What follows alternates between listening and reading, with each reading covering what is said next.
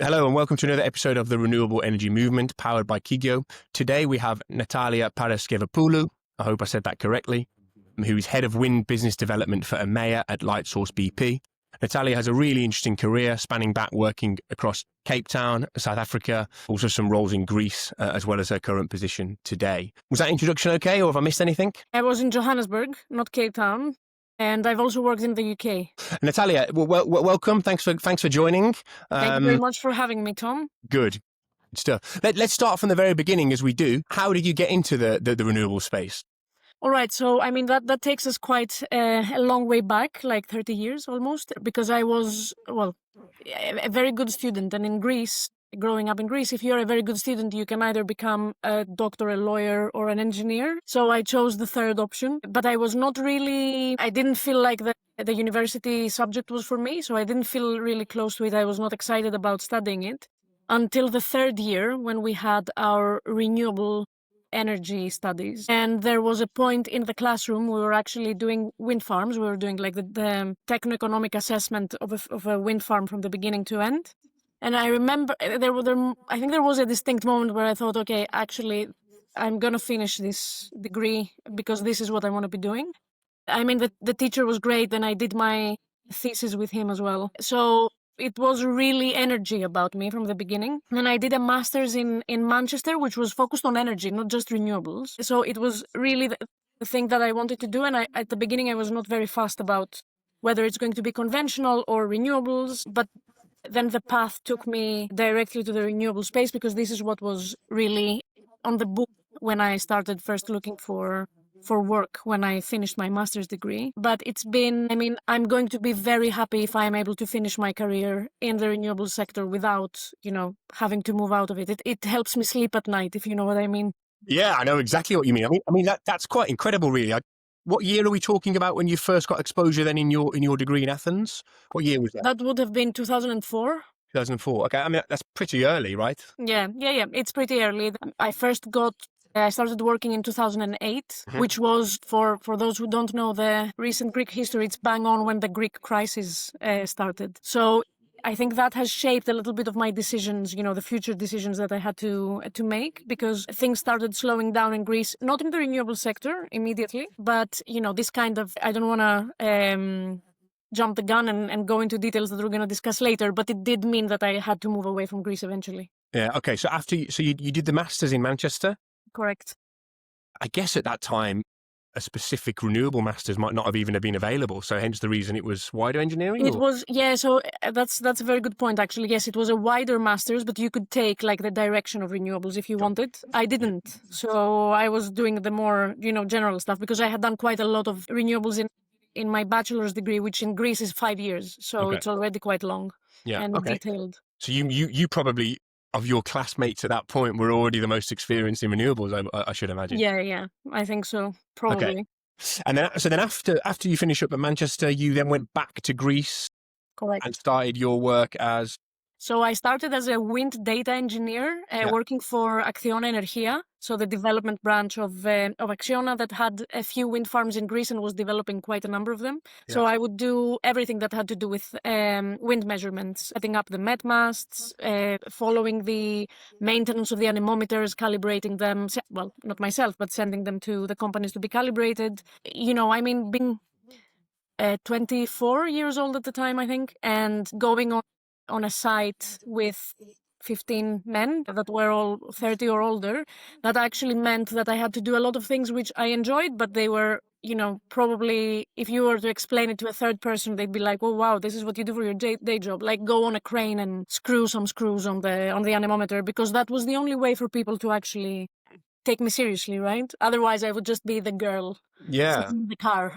I mean, I think it's a theme that we might discuss a couple of times, I think, going through your career. But I mean, that must have been quite challenging at that moment, I would have thought. It was, I guess it was. I didn't feel it like that at the time. It felt really empowering.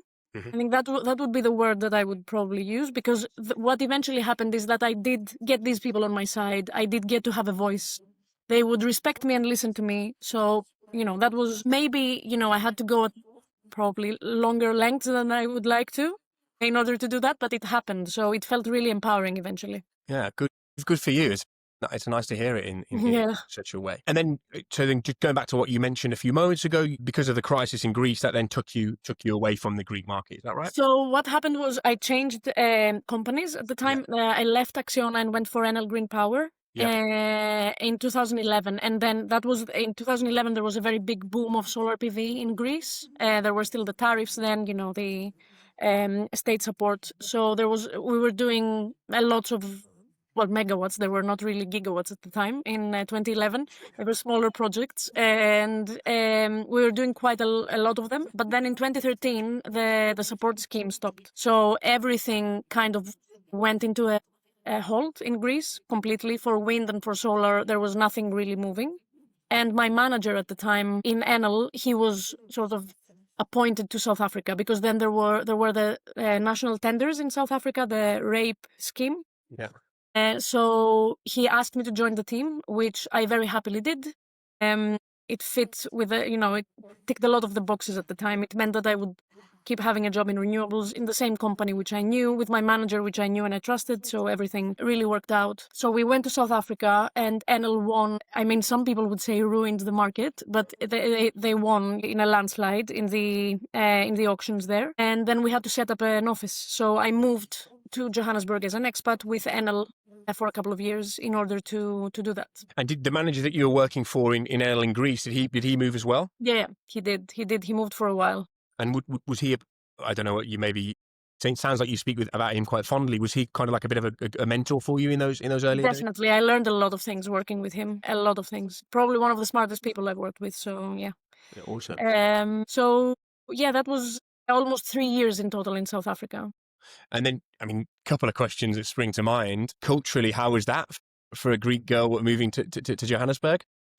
I mean, very different, but that was the beauty of it, I think. Yeah. So, I was very lucky because I was able to do it within a protected environment, right? So it was not just, myself with a backpack landing in Johannesburg. It was myself within the confines of a company that was taking care of its employees. I had a good allowance in order to be able to rent a flat. So everything was done in a protected way.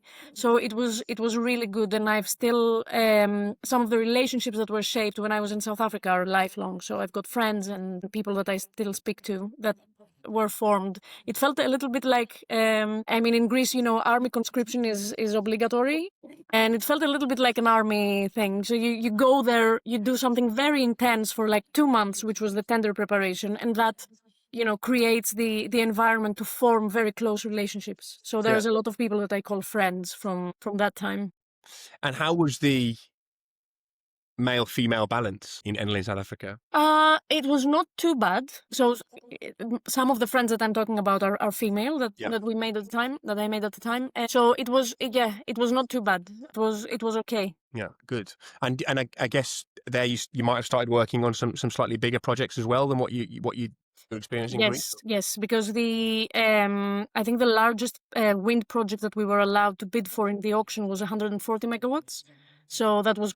There was no 140 megawatts wind project in Greece at the time, and the maximum was 100 megawatts. So again, very big for that was 2013. Again, let me remind you. So these numbers did not exist elsewhere in the world. So it was from a work perspective, it was an amazing experience. From everything, going to a country that has like a different currency, and you need to consider all of the new tax laws, everything. So it really was like a pressure cooker for growing professionally. And quite a fluctuating currency at that as well, which I imagine posed some challenges. Just to quickly go back one more time, had you worked on PV and wind in Greece as well, or was this your first exposure in South Africa to work on both? So I had worked, first job in Acciona in Greece was wind. Second in Enel Green Power was mostly PV. So then in South Africa I did both again. So an exposure to both. Amazing. Yeah, really cool story, really cool experience, I think. It was. Culturally, it's obviously hugely different working in South Africa than it is to, I want to say Europe, but Europe has its own cultural differences, but to Greece. Yeah. What did you learn from working in an environment like that? Yeah, I learned that it's important to keep in mind the cultural differences of the people that you work with. So, I mean, it's not good to overgeneralize, obviously, but then it's good to keep some general characteristics in mind. For example, if a culture is a non-conflict culture, then you're not going to go anywhere by conflicting with them. So, these are things that I kind of learned, and there might be, of course, exceptions in you need to look at the person that you have in front of you. But as a whole, I found that it was very important to adapt instead of, going in with a mentality that sometimes we Europeans have, which is, no, you're going to do it our way, right? So there was a little bit of pushing in some places, pulling in some others, and then fully accepting the South African truth in others. So for me, this was, I think, probably the biggest lesson that I got in South Africa, because it felt really different. Going to the UK for my master's degree did not feel that different, but going to South Africa, it felt like if we could build on the strengths that each of the different cultures brings, then we could achieve something really important. And that's what happened eventually. And I mean, Enel in South Africa is still going strong. So Yeah, that's awesome. foundations were built at the time, and they were really, really good. Yeah, I mean, you've actually. I work in quite a cultured environment, both with customers and internally as well. I've got Italians, Greeks, South Africans that are working in my team. I think if you're able to sympathize and understand the culture of the others, it makes you such a well-rounded manager, to be perfectly honest with you, because you can actually take small parts from each individual, let's say, culture, or impose that on your own style as well, which yeah, it's a really interesting point that you make. So that you finished then with NL in South Africa, or how did that come to an end? Yeah, I mean, at some point our paths just diverged. Yeah. I wanted to come back to Europe as well. I was married at the time. My husband was in Europe. I was in South Africa. So it felt like we needed to be on the same continent at the very least, Yeah. So we both moved to London, where I took up a position in Octopus Investments. Yeah. Initially started as an asset manager, but eventually moved up to become the head of their wind asset management. That was another very, very big school for me, because it meant moving from the utilities to a fund, and where I was used to measuring everything in megawatts. Suddenly everything was pounds and dollars. So it really helped me shift my mentality towards, profitability in a different way and metrics in a different way.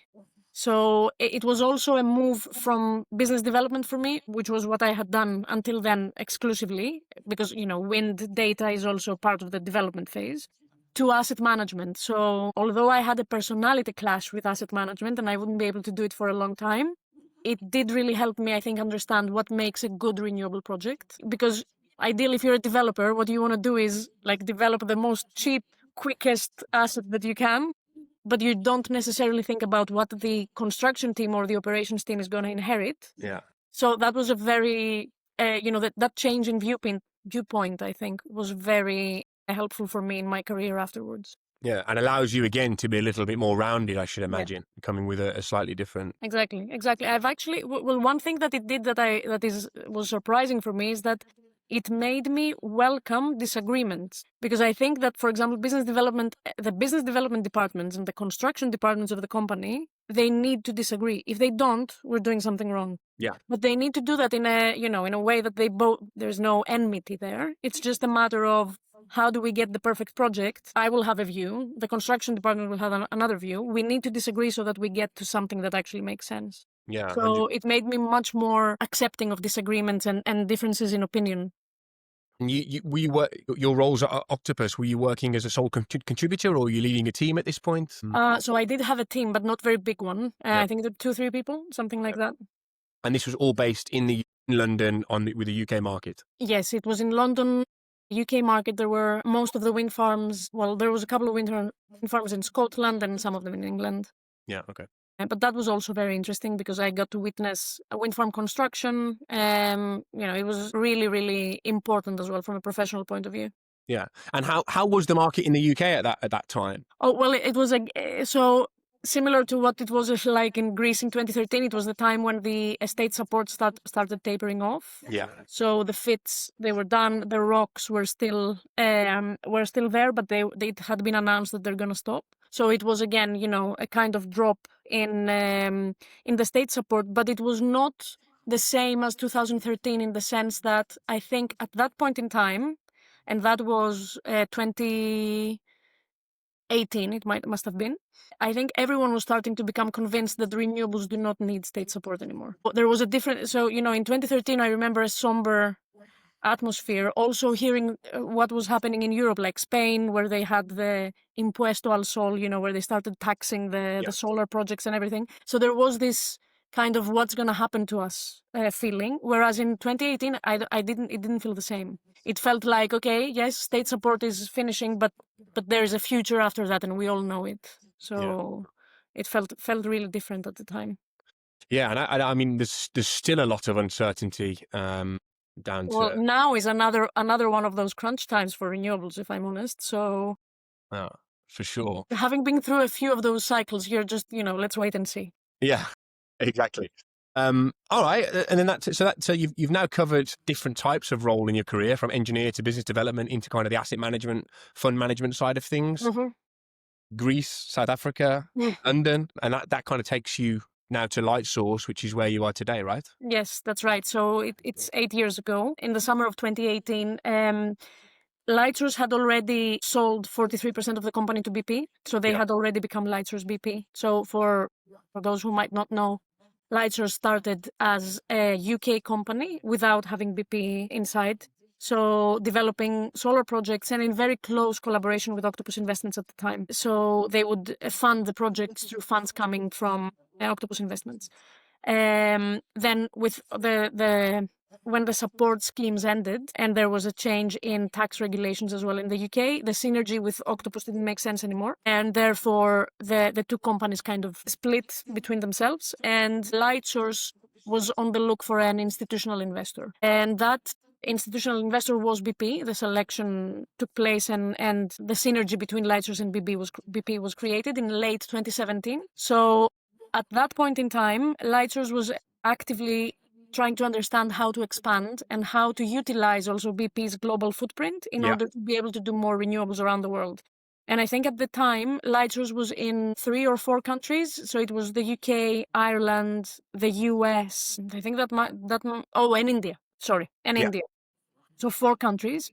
And there was a new team being set up called the International Business Development Team, whose role would be to look at the global map and basically decide where it makes sense to invest next. And when I heard about that, I was like, this is what I want to do, basically. And so that's where I joined Lightsource. That's the team where I joined. It was, honestly, I think the 3 years where I worked in that team, unfortunately, we also had COVID in the middle, so it kind of, you know, stopped us. But still, I mean, from 4 countries, Lightsource is now in 19, and that's largely, with the exception like of 1 or 2 countries, that's largely the work of that team, and we were like 5 people. So it was amazing. It was honestly one of the best things I've done in my life professionally. Yeah, so it sounds like such a cool role. I mean, what were you actually doing? How were you analyzing markets? And so there was an initial like paper exercise where we would rank the markets according to a number of criteria and then play around with that criteria, and they're waiting to see how the ranking changes.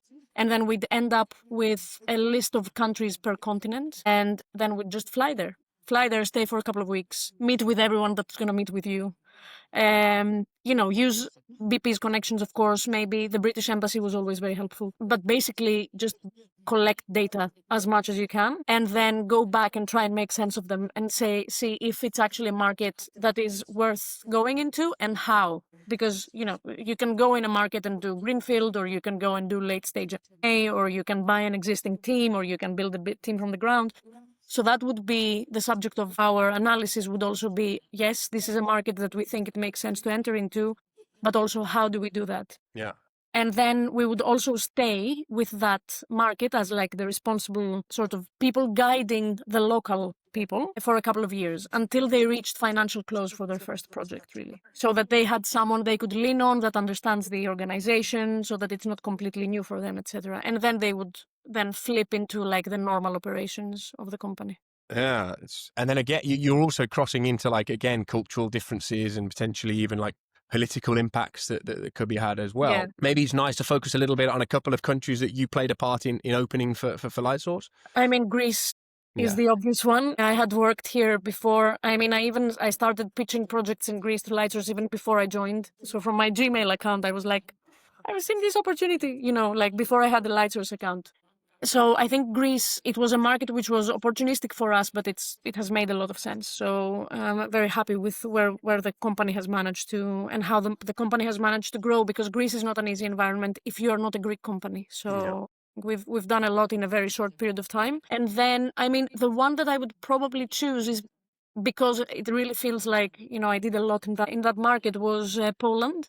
Yeah. Because we didn't have anything. So Poland is literally what I described before. Me and a colleague, we got on a plane, landed in Warsaw, met with people. At the end of that trip, we were like, we need to be here yesterday. And so we had to go back to, our investment committee and really convince them that we need to move very quickly, and all of these things, and overcome, a few things that come with being a big company. Correct me if I'm putting words in your mouth, but Poland in a way must almost feel like a bit more of an achievement because you did that without Prior knowledge. Yes, Yeah, yes, yeah. definitely. I think one of the, in recruitment, one of the things that we try our hardest to maintain is kind of local language into local country. So if we're going to be working in Germany, I want to have German speakers taking care of that work. Same in Greece, same in Italy, etc. And it must be the same in your market. Did you all then roll into the country head of Greece, just come off the back of that I guess, that expansion? Or Yes, so I think it came back off of a number of things, one of them being COVID. I moved back to Greece for a while because London was closing down, and and felt that it made sense to be closer to family and everything. At the same period of time, we also, Lightsource BP won the tender for a solar project, 200 megawatts in Greece, and at the same time I got pregnant. So so it kind of, all the stars aligned for me to not leave Greece effectively again. So we opened an office here, and I was offered the role of country head. So it made sense, and I took it. And it was also, again, another role that felt different to what I had done until then, and there was a lot of people management, which I hadn't done that much of before, and there was a lot of indirect people management as well. So people that were not necessarily reporting into me from a functional perspective, but because we were in the same office, they were working for Greece, I had to exert some influence on them to guide them, even though their functional teams might be saying something different. So there was all these complications that were very interesting. And also there was another part which comes with being country head, which is, I'm going to say publicity, but you know what I mean, right? You need to be giving some interviews, talking in some conferences. These are things that I hadn't done before. And it was a direction in which I grew. And I feel, I can't say that I'm 100% comfortable in, but I'm definitely more comfortable than back in 2022 when I started being a country head.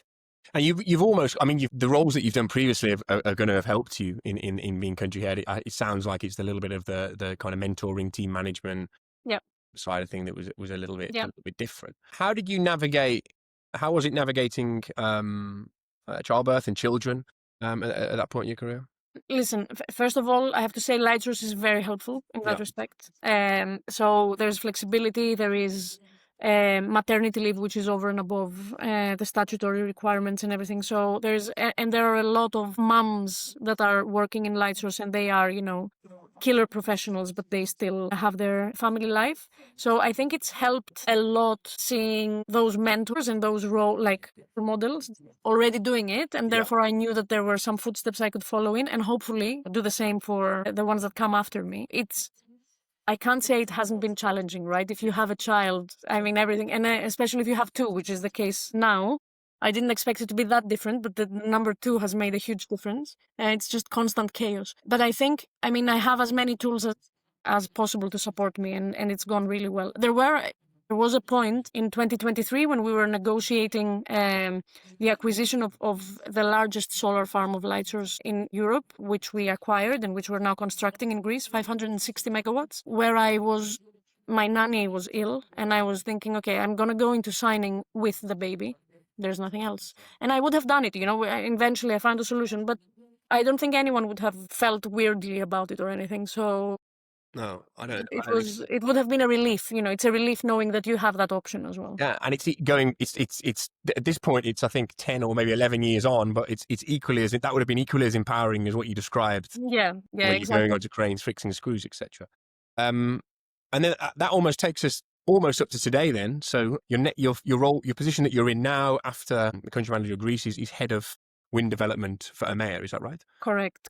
So basically what has shifted is that now the acquisition of Lightsource by BP is complete. So BP owns 100% of the company, and they have transformed us into their onshore renewables branch. So that includes wind, of course. So BESS, solar and wind. And we haven't done a lot of wind before. We have a lot of employees and a lot of expertise in the company because there's a lot of synergies between wind and solar. I don't need to tell you that. So we have a lot of people that are knowledgeable in the sector, but we have not, as a company, done wind before. So we've started examining hybrid projects a few years back, but we really need to, get the ball rolling on the wind side because we see a lot of value in having especially hybrid projects, but generally having a blended portfolio. We think it's the way to go. Yeah. So because we have not done that in the past, we kind of need some internal organization. So that's where I come in, basically. I have experience in wind, although I haven't worked in it for the past 8 years, but it hasn't changed all that much. So my role is to basically not be required in 2 years' time so that the countries can do wind by themselves. Okay, and country-wise, where is the focus now? Is it across the whole portfolio again? So, it would be Spain, Portugal, Poland, Germany, the UK and Ireland, I think as a first step. We have assets in some of these countries, so we're already developing wind assets in some of these countries, but not all of them. And then, watch this space. We might be looking into more things soon. And how do you find the kind of skill shortage in those countries? And then going back to your initial topic, what is the level of kind of males/females coming through as well? In terms of skills, again, I find that there's a lot of people that, having worked in solar, they also have a knowledge of wind. There are a few things, like if you're an engineer and you have only worked in solar, then yes, obviously wind is quite different. But I think that there is an overlap, and we have a lot of people coming from the renewables industry that have done wind before. So I think that's absolutely okay. In terms of female to male ratios, again, it feels like I'm blowing our own trumpet a little bit, but I think Lightsource is doing quite well in that respect. So if you remember, a few years back, there was also the obligation in the UK to reveal the pay gap and, to declare all of that. And I think Lightsource was skewed in the other direction slightly. Wow. Yeah, I know, right? Yeah, it's great. It means, I think it was mostly because there were, but still are, women in like executive positions, which still is, amazing. So a lot of women in executive positions in Lightsource. So, obviously it takes an effort to maintain that, and you might need to be looking more time for a suitable candidate. But yeah, I think we're doing fairly well. Good, and you yourself have got a couple of then good role models as well. Yes. To look up to. Yeah, definitely. Just kind of looking back a little bit now, a couple type of questions that I always ask. What would you tell a kind of young master's student today that's looking to get in the renewable space? I think renewables are here to stay for good. It's going to be like working in conventional thermal power 40 years ago. So they're not going to go anywhere. So I would probably say don't get disappointed by the fluctuations in the market, because we're here for good. We're not going to go anywhere. We're needed and we're doing good. So that would be my main advice. Yeah, it's good advice. I think it's very easy to get down by market fluctuations or even political fluctuations. Politically, I talk about this a lot on this podcast and outside of the podcast, but short-term administrations can seem so negative at a certain period. Exactly. And they seem to be twisting the atmosphere in their direction, but it's short-term. Incredibly. Like the most popular one, of course, is Trump. We all talk about it, but of course. In 3 years, we don't talk about him again. He's out, so you never know the shift it might make. But it's also in terms of solar PV and wind. I think there is one truth it's just non-deniable, and it's something that the ex-CEO of Lightsource used to say, Nick Boyle, that it's cheap. It's so cheap. So, if it's cheap and it's good, that's the way it's going to go. There's no other way. 100%. Yeah, It yeah. makes money. It saves money. In the long term, it definitely saves money. There's obviously some short-term challenges that different countries address. Always. But yeah, I mean, it is getting cheaper and cheaper, and it hasn't stopped getting. I mean, at some point it will. But the reductions in price that we've seen in solar are 500%? Yeah, in the last 20 years or something. So it's incredible. Any maybe short to mid-term predictions you've got for the future? No, I mean, I think I would turn the question to be what am I curious to see how it turns out, how it ends up, and that's BESS. I'm really, really curious to see what happens, because I think it's a one-way street. We need to do it. We need to do more batteries, but it kind of feels to me like we don't know exactly how to do them, and there is the different markets are not set up in the same way, and you've got arbitrage, you've got capacity markets, you've got all of these different things in each of the countries. Not one proven way that this is going to work and help the networks. Yeah. So I'm very, very interested to see how that all plays out and how it's integrated with everything else in the network. Yeah, and there's nothing to learn from. So Exactly. We're playing it by ear. Yes, this sounds reasonable, so let's do that. But exactly, everyone wants to invest in BESS, but we don't know how, and we can't look back at a particular country or market and understand from mistakes or anything like that.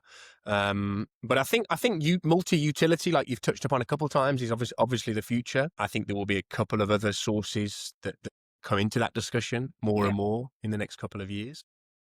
And I mean, let's see what happens with hydrogen, although it kind of feels like it was more discussed about a year ago, and now the discussion is kind of going down. Or maybe it's me being very focused on the wind side, but it kind of feels like we're not talking about it as much as we did. Hydrogen's gone a little bit quiet. I'm hearing more and more about kind of carbon and carbon sources. My belief is that the multi-utility approach will just get stronger and stronger. Yeah. The markets that are quickest to implement that and properly are the ones that will be most successful.